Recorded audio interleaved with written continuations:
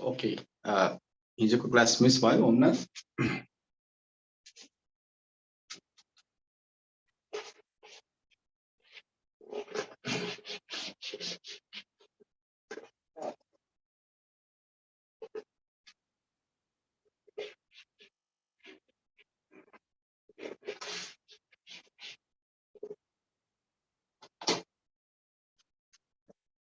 Good morning, Arzavi. Good morning.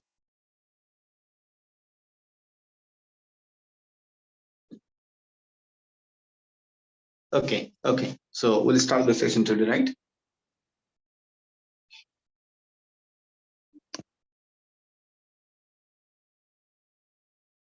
पक्का अहिले question निउला अहिले क्वेशन निउला एकैछिन वेट गर प्लिज सो हिजो मलाई लाग्छ ओके लेस हिजो हामीले बायो मेम्ब्रेन्स को कुरा गर्दै थियौं क्यारे हो so all the living membranes are biomembranes र जसलाई हामीले कलेक्टिभली सेल मेम्ब्रेन भन्छौं भनेको थिएँ मैले हो आज त्यसलाई त्यहाँबाट कन्टिन्यू गर्छु एकदम राम्ररी सुन्नु आज class is gonna be much important okay in terms of the structure of the cell किनकि सेलको मेजर अथवा मेन ब्यारियर भनेको सेल मेम्ब्रेन हो जसबाट विभिन्न कुराहरुको ट्रान्सपोर्टेसन भइरहेको हुन्छ र यो सेल मेम्ब्रेनकै आइडियाज नभएपछि धेरै कुराहरु पछि बुझ्नमा असजिलो हुन्छ सेल मेम्ब्रेनको मेजर कम्पोजिसन मैले हिजो कुरा गरेको थिएँ that is a complex form of lipid that is a phospholipid र फास्फोलिपिड सँग त्यहाँ प्रोटिन्सहरु छ proteins iceberg in the sea of lipid that was a big statement that was made by the most convincing ideas दिने साइन्टिस्टहरु about cell membrane they were Singer and Nicholson right lipid को समुद्र छ प्रोटिनहरु iceberg गरेको छ मैले sound आएन मानव साउन्ड आएन र आको छ त हो मैले भने जब हामीले आको छ त जब सेल मेम्ब्रेन को हामीले कुरा गर्यौं सेल मेम्ब्रेन लिपिड्स छ र त्यहाँ भित्र प्रोटिन्सहरु इन्टिग्रेट भएर बसेको छ मोस्ट अफ द प्रोटिन्सहरु लिपिड भित्रै डुबेर बसेको छ जसलाई मैले इन्ट्रिन्सिक प्रोटिन भनेको थिएँ राइट इन्ट्रिन्सिक प्रोटिन्सहरु टोटल सेल मेम्ब्रेन को लगभग 70 to 75% अफ द प्रोटिन भनेको इन्ट्रिन्सिक हो इंटीग्रल भन्छ हामी त्यसलाई र सम अफ द प्रोटिन जुन चाहिँ लिपिड को लेयर सँग सुपरफिशियली अट्याच भएको छ दैट क्यान बी डिट्याच्ड इजिली त्यसलाई हामीले एक्सट्रिन्सिक अथवा पेरिफेरल प्रोटिन भनेको थियौं अझ हामीले सेल मेम्ब्रेन को बारे जुन इनिशियल मोडल्सहरु कुरा गरेका थियौं डेनियल एन्ड ड्याप्सन को मोडल रोबर्टसन को model they were the sandwich model Robertson is known for the trilaminar model of the unit membrane concept of the cell membrane त्यसको बारे चर्चा गर्यौं हिजो र यसपछि आज हामीले कुरा गर्दै छौं the fluid mosaic model the real accepted model the most widely accepted model of the cell membrane that is the fluid mosaic model हो यो fluid mosaic model हिजो मैले ठ्याक्कै फिगर बनाएको थिएँ र त्यसपछि भ्याएको थिएन बा राम्ररी बुझ्नु होला कुरालाई हिजो एउटा क्वेशन मैले अझ इलाबोरेट गरेको थिएँ होला facilitated diffusion भन्ने शब्द युज गरेको थिएँ मैले हिजो यसलाई क्लियरली बुझौँ ल जस्तै when you look at the cell membrane okay now according to the fluid mosaic model हैन यो सेल मेम्ब्रेन लाई इन्टरनली तपाईले हेर्नु भयो भने सेल मेम्ब्रेन को डिटेल स्ट्रक्चर लाइट माइक्रोस्कोपमा देखिदैन भयो है इलेक्ट्रोन माइक्रोस्कोपै चाहिन्छ त्यो हेर्नको लागि बुझ्यौ सो यदि हामीले सेल मेम्ब्रेन लाई इन्टरनली यदि हेर्यो भने त्यहाँ फास्फोलिपिड को बाइ लेयर्स छन् फास्फोलिपिड को दुईटा लेयर दुईटा लिफलेट्सहरु छन् र यो दुवै फास्फोलिपिड को लेयरहरु they are asymmetrical to each other so asymmetrical को मतलब मैले के भनेको थिएँ हिजो कि माथिको फास्फोलिपिड को लेयर र तलको जुन फास्फोलिपिड को लेयर छ they may not be of the same type the phospholipid can be of different types on the basis of the type of nitrogen containing base है अझ मैले भनेको थिएँ होला हिजो कि फास्फोलिपिड को आउटर लेयर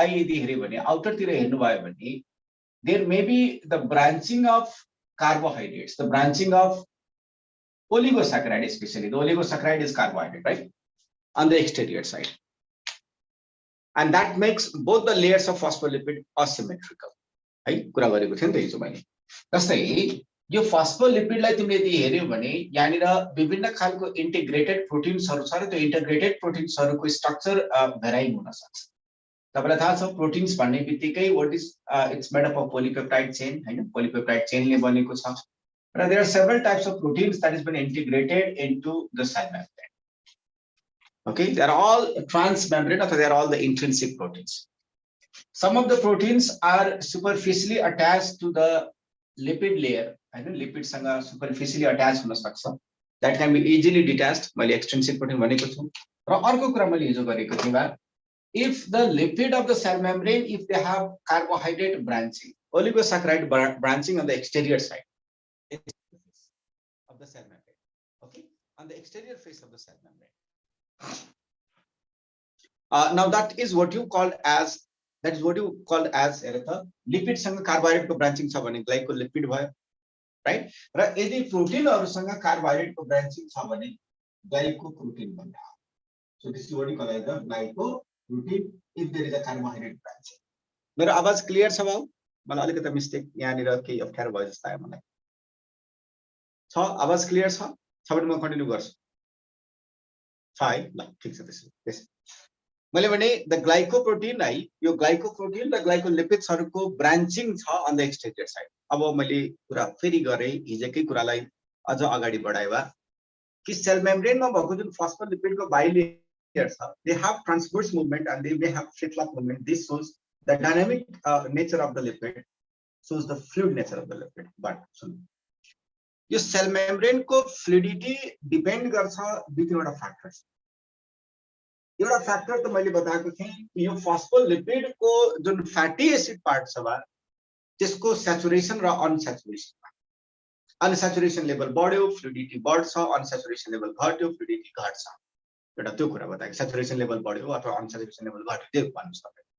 अर्को एउटा इम्पोर्टेन्ट कुरा कि जस्तै हामीले एनिमल सेल्सको मेम्ब्रेन अथवा कुनै पनि प्लान्ट सेलको मेम्ब्रेनलाई पनि यदि हेर्यो भने यो फस्फोलिपिडको जुन लेयर्सहरु छ, यो फस्फोलिपिडको जुन लेयर छ जुन चाहिँ डायनामिक छ है, यसको जुन मुभमेन्ट्स भइराखेको हुन्छ, डायनामिसिटी छ, त्यसलाई कन्ट्रोलमा राख्नको लागि जसले गर्दाखेरि सेल मेम्ब्रेनको एउटा स्टेबल स्ट्रक्चर डेभलप होस्, एउटा फर्मिटी डेभलप होस्.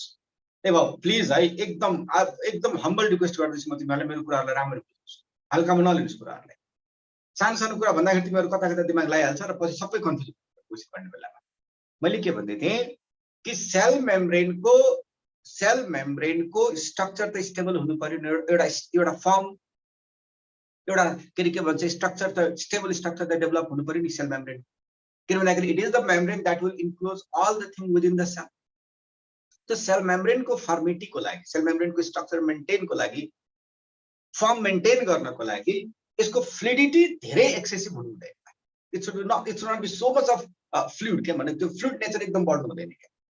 This is the reason why जस्तै यो फस्फोलिपिडको बीचबीचतिर, जस्तो अघि मैले अघि मलाई आउने बित्तिकै एउटा क्वेसन भाइले मलाई सोध्नु भएको थियो कि यो फस्फोलिपिडहरुको बीचबीचतिर कुन एउटा स्पेशल कम्पोनेन्ट हुन्छ सर जसले चाहिँ सेल मेम्ब्रेनको फ्लुइडिटीलाई कन्ट्रोल गर्छ, सेल मेम्ब्रेनको फर्म स्ट्रक्चरलाई मेन्टेन गराउँछ. Now this is none other than a very special component. त्यो भनेको एक खालको लिपिड नेचर भएकै कम्पाउन्ड हो. Now they are the cholesterol. They are the cholesterol. Did you get this point? Yes, Samrat. That is the cholesterol. यो cholesterol भनेको एक खालको स्टेरॉल हो. स्टेरॉल भनेको एक खालको स्टेरोइड नै हो. त्यो स्टेरोइड भनेको एउटा त्यो रिङ फर्म अफ हाइड्रोकार्बन्सहरु नै हो. लिपिड नेचर भएकै कम्पोनेन्ट भनेर हो भनेर बुझ्नु पर्यो. लिपिड भन्ने बित्तिकै मलाई भन यो कोलेस्ट्रल कस्तो होला, हाइड्रोफिलिक होला कि हाइड्रोफोबिक होला? मैले त्यो भन्दिउ न. हाइड्रोफिलिक होला कि हाइड्रोफोबिक होला? लिपिड नेचर भन्ने बित्तिकै हाइड्रोफोबिक होला. वाटर सल्युबल होला कि नन सल्युबल होला? नन सल्युबल होला. र यो कोलेस्टेरलहरुले फस्फोलिपिड्सलाई बाइन्ड गरेर राखेका हुन्छ, जसले गर्दाखेरि सेल मेम्ब्रेन एक्सेसिभ डायनामिक हुँदैन, एक्सेसिभ फ्लुइड हुँदैन के. त यदि तिमीलाई सोध्यो कसैले कि सेल मेम्ब्रेनमा जुन कोलेस्टेरलहरु हुन्छ, जुन स्टेरलको टाइप हो, अब प्लान्ट सेल्सहरुमा अर्कै खालको स्टेरल हुन्छ के. त्यहाँ चाहिँ तिम्रो के भन्छ स्टिग्मा स्टेरल हैन, त्यो फाइटोस्टेरल्स भन्छ हामी त्यसलाई, प्लान्टसँग रिलेटेड स्टेरल्स भन्छ हामी त्यहाँ ओभरअलमा. त स्टेरल्सहरुले सेल मेम्ब्रेनको फ्लुइडिटीलाई कन्ट्रोल गर्ने काम गर्छ, सेल मेम्ब्रेनको स्ट्रक्चरलाई मेन्टेन गर्ने हेल्प गर्छ. सोच अब एउटा एडिसनल क्वेशन तिमीलाई यदि सोध्यो यहाँनिर कि यदि सेल मेम्ब्रेनमा कोलेस्टेरलको लेभल बढ्दियो भने सेल मेम्ब्रेनको फ्लुइडिटी बढ्छ कि घट्छ? When there is an increased level of cholesterol of sterols in the cell membrane, the fluidity will decrease. The fluidity will decrease. Did you get the point? So, एक line चाहिँ यहाँ पक्कै पनि लेख्छु हेर त. The increased level of sterols, the increased level of sterols of sterol, अब जहाँ animal cell मा cholesterol को कुरा गर्दैछु, will decrease the fluidity of the membrane. Will decrease the fluidity of the membrane. decrease the fluidity of the membrane. Decrease the fluidity of the membrane. ठीक? अब हेरौँ next चर्चाको विषय जुन आज क्लासमा हामी स्पेसिफिकली कुरा गर्दैछौँ is how the cell membrane acts as a selective barrier of a cell. Why we call cell membrane as highly selectively permeable? तपाईलाई याद छ एकचोटि मैले त्यहाँ फिजिकल क्लासमा प्लान्ट वाटर रिलेसन पढाउने बेलामा भनेको थियो होला साउन्ड क्लियर छैन प्रख्यात लम्साल त्यसो नभन्नु यार इको छ मानव हो म के गरौँ रिजोइन गरौँ छैन ल भोपानेट्स इज डिफरेंट इश्यू साउन्ड अप्ठ्यारो भयो म के गरौँ रिजोइन गरौँ एकचोटि नराम्रो छ पखाइ म एकचोटि रिजोइन गर्छु आधा सेकेन्ड वेट गर